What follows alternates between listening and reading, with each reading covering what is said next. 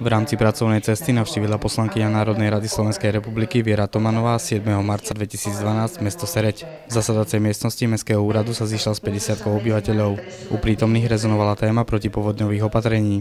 Bola som prekvapená, čo všetko trápi občanov a znovu som sa stretla s problematikou protipovodňových opatrení, so zneužívaním obrovského množstva peňazí, s vytunelovávaním, so stretom záujmov.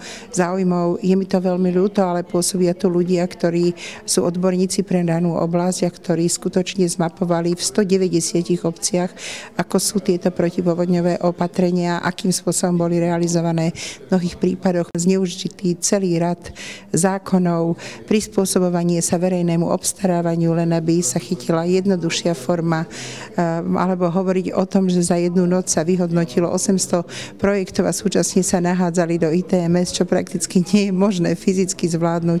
Čiže o strete záujmov vybraných predstaviteľov, ktorí na jednej strane boli poradcovia pani predsedničky vlády, na druhej strane robili a zúčastňovali sa priamo na vzdelávaní pri rôznych aktivitách alebo ako manažovali vlastne celý tento projekt a podobne. Ťažko hovoriť, ale ľudia to zrejme vidia, vedia o tom. Ja som sa snažila osvojiť si názor vlastne odborníkov, ktorí v tomto pôsobia, ale dnes tá situácia tu rezonovala, dá sa povedať, v pomerne značnej sile. Poslankyňa Tomanová sa stretla aj s otázkami súvisiacimi s občianskymi združeniami zdravotne postihnutých, otázkami riešenia nezamestnanosti a problémami, ktoré trápia dnešných dôchodcov. Obyvatelia mesta Sereď prejavili spokojnosť s danými riešeniami prejednávanej problematiky.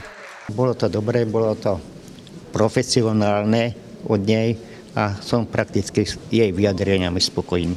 Páčilo sa mi to, ja som dôchodkyňa. Pani Tomanová bola dobrá, pekne rozprávala. Smer budem voliť.